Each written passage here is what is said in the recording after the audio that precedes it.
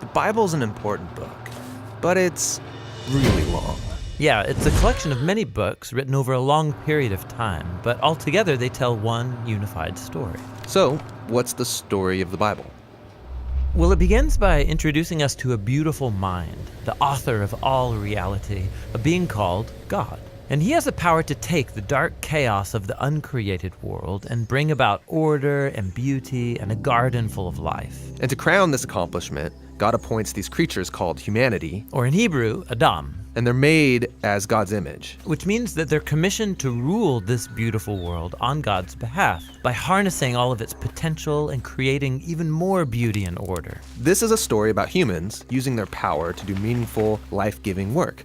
But the question is, how? Yeah, humanity now faces a choice that's represented by a fruit tree. So humans could partner with God and find freedom by trusting in his knowledge of good and evil. Or They could seize power and define good and evil on their own, which, God warns, will kill them. and they hear the voice of a dark, mysterious creature that tells them the choice is simple. Take the fruit. It'll give you power and freedom to rule the world on your own terms. And so they seize this knowledge, and as a result, they become suspicious and self-protective. It leads to fractured relationships, violent power grabs, and ultimately, a whole civilization, Babylon, that has redefined evil as good. And so, God scatters this corrupted human project. And here the story of the Bible takes an important turn. We zoom into the story of a man and a woman who come out of Babylon, Abraham and Sarah. Yeah, God promises that from them will come a new people, a nation that has another chance to make the right choice. And if they succeed, it will open up this new way forward for the rest of humanity. And this is why the rest of the Bible story is about this family. And it does not go well.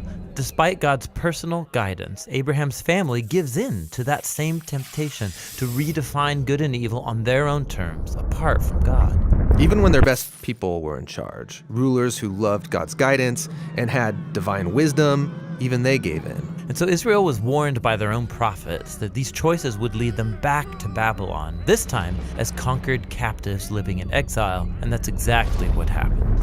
So even with God's personal guidance, Israel fails. Who can succeed? Well, the prophet said that the story wasn't over.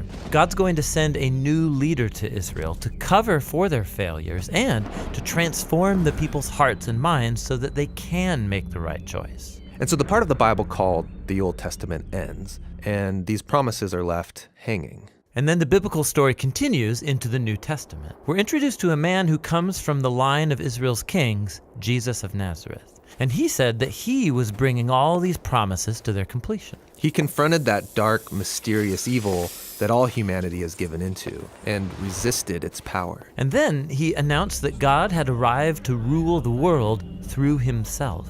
Jesus taught about God's definition of good and evil, and he said that real power is serving others. According to Jesus, it's people who love the poor and even love their enemies. These are the kinds of people who actually rule the world. And that's confusing, but also really beautiful. And so is the claim that the story goes on to make about Jesus, that he is God become human, to be for Israel and for all humanity what we could never be for ourselves.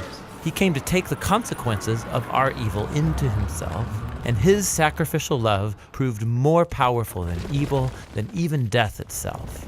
So now humanity's presented with a new choice. Represented by a new tree. Stick with the old way of being human, or venture into this new way. And in the story, those who choose the way of Jesus find themselves energized by God's own power. People who know that they are loved and forgiven by God can become people who love and forgive others in return.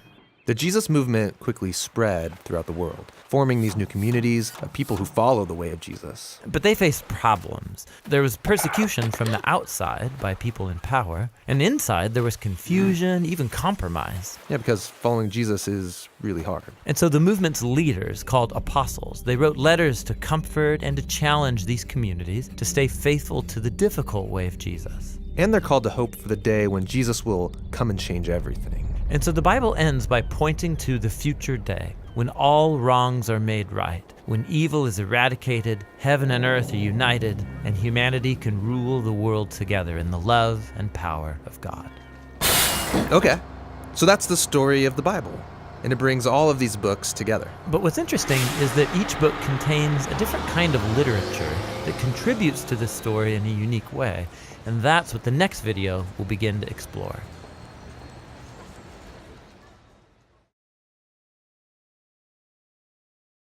Hey everybody, thanks for watching this Bible Project video. This is part 2 of our How to Read the Bible series. We've got a lot more of these videos coming and a lot more videos. You can see it all on thebibleproject.com. We're a crowdfunded project, so you can support us on our website so we can make more videos and also download free resources there.